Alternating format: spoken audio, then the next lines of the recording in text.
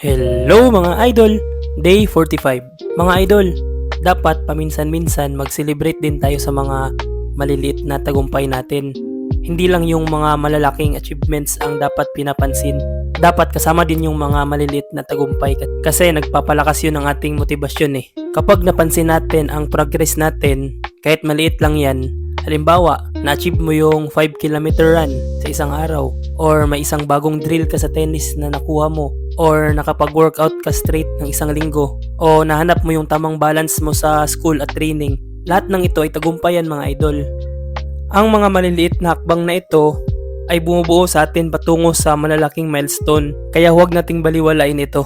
Dapat magbigay din tayo ng reward sa sarili natin. Kahit simple lang, hindi kailangan ng magarbo o magastos. Pwede naman tayong bumili ng paborito nating pagkain, or pwede tayong magpahinga sa isang araw, mag-relax, pumunta sa gusto nating lugar.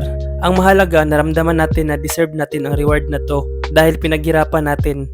Kasi kapag masaya tayo, mas ganado tayong magpatuloy sa ating goals. Diba mga idol?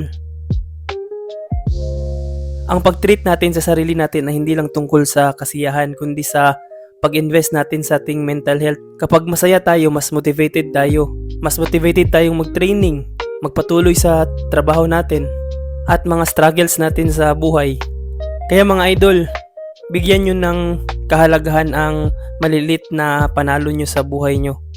Kasi ang small wins ngayon, balang araw, magiging big wins na yan. Tandaan nyo yan mga idol.